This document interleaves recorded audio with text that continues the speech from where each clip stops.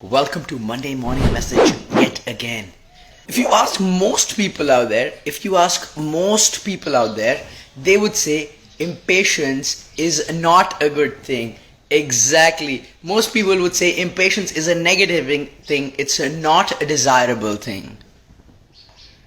But allow me 5 minutes to show you impatience from a different lens, from a different perspective, to see how we can use impatience. You see, some of us have a personality type of being impatient. Impatience is in our personality type, and it's really tough to change that in one night. So how can we use impatience to our advantage? That is what we're going to be talking about, using impatience to our advantage. But when you think about it, no personality type is good or bad. It's how you use that personality type. It's how you use that quality that you have. There is no absolute right or wrong. And today we're going to be talking about channelizing, utilizing, transforming the impatience we have to get the results we want versus using impatience in an undesirable form. So, in order to use the impatience that we have in a desirable way, there are 3 W's that we got to focus on. Stay with me, 5 minutes showing you impatience from a different lens. 3 W's that we got to focus on. The first W is why. The first W is why. To look at why do you get impatient in certain situations. So if you're saying you're impatient, there's certain situations that impatience comes out on.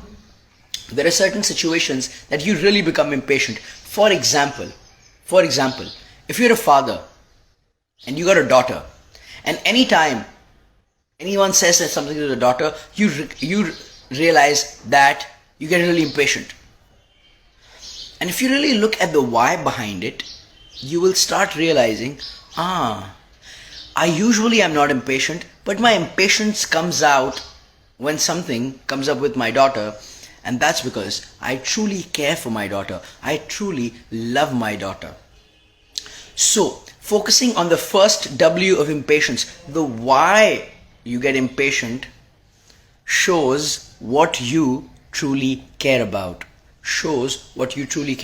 And that can be great information or data for you to operate out of. So that's how you use impatience. Number 1. The first W is understanding the why you get impatient. Make sense? Awesome. Number 2, the what of impatience. The what of impatience. See, a lot of us say, I have a tough time realizing what I enjoy. I have a tough time realizing what I'm passionate about. I'm doing so many things, but I fail to realize what I am passionate about, or what my strong area is, which I can maybe convert into my hobby, my side hustle, my career. And the second W that we got to focus on is, what do you get impatient about?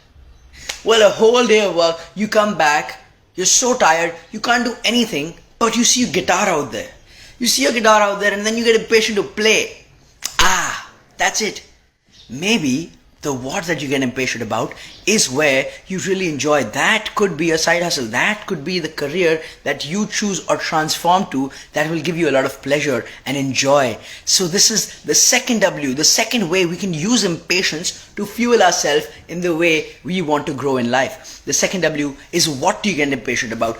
It's such a simple thing, but when you start noticing what you get impatient about, you start realizing, this is something I enjoy. This is something I would love to do. So, when you focus on what you get impatient about, that's when you start realizing what you truly enjoy, and that you could use to make your side hustle, your income, or your full-time hobby, so that it makes you more fulfilled in life. That's how you use the impatience to better your life. Second way, the why, the what. The third thing that I want to speak about is impatience when? When do you get impatient? So a lot of people say impatience is a bad thing. Impatience is not desirable, is not good. But I would disagree. I would respectfully disagree. Here's the question. When do you get impatient? Do you get impatient when you're putting in the work towards what you want to achieve? Or do you get impatient to get the results that you want to squeeze out of what you're doing? Let's get this. Do you get impatient when you are in action mode, when you're taking decisions, when you're making actions? Or do you get impatient to get the results out of something? So, if your when is when you're doing action, I would say impatience is a fantastic thing. It's a blessing. It's a boon. Because most people are impatient to get the results. They are there waiting, hardly taking action, slow action. They just want to extract the results. They're so impatient about the results. But that's when impatience becomes negative. However, if you are impatiently acting upon something that you want to get done, you're putting in the work, it fuels you to keep going, to stay motivated. Impatience can be a beautiful thing. And hence I say, when are you getting impatient? When you're taking actions? That's a great thing. Or when you're trying to get results? All you gotta do is transform that impatience. Guys, today we discussed how impatience is not necessarily a bad thing. The 3 ways you can transform your impatience and use it in a positive way. Number 1 is finding out the why behind impatience. That gives you what you really care about. Number 2 is what do you get impatient about? Because if you realize what you get impatient about, you realize that could be your hobby, your side hustle, or your full-time career that would really fulfill you. And number 3, when do you get impatient? Do you get impatient during action? Because that's a great thing. And if you get impatient during results, you just gotta channelize it towards action. So use impatience to your advantage. Don't let anybody say that you're impatient. That's a bad thing. You gotta change the quality of impatience. No, you just gotta transform the impatience to make it happen. Guys, have an awesome week. Glad I got to share this with you. Much love. Focus on what you get impatient about, why you get impatient, and when you get impatient this week to discover how you can use it better.